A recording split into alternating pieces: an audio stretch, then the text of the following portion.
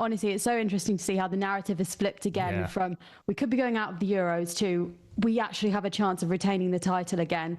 And yes, you know, you look at Spain play, but I think when you saw that performance, Lauren James inspired the team. Georgia Stanway back to her best. Hannah Hampton had some incredible passes. And you're looking at players who I think came in for so much criticism after the first game.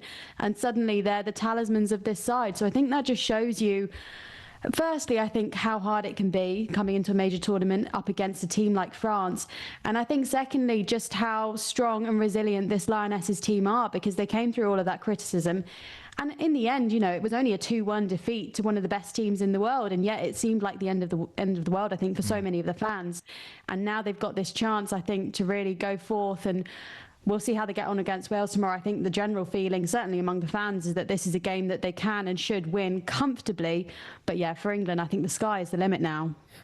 Uma, to me, it feels like there's no real jeopardy about England winning this fixture against Wales. It feels like it's just by how many. Do you think this could be a really significant scoreline that could potentially bring a load of confidence to this England team and propel them into the competition? I do, but I also think that for the England team and for Serena Wiegman, they will not be looking at it like that, because Wales have surprised everybody, I think.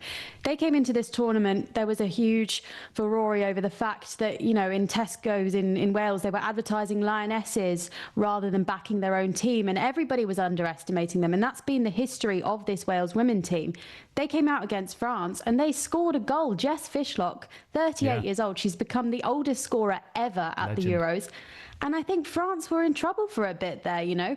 I think that they just had a really strong performance, and I think they want to prove themselves. They've had a bit of turmoil here. Of course, their coach had a bit of a road traffic incident back in Zurich. Luckily, they all came through it okay. But to go through that and then come out the next day and put that performance on against France is so impressive.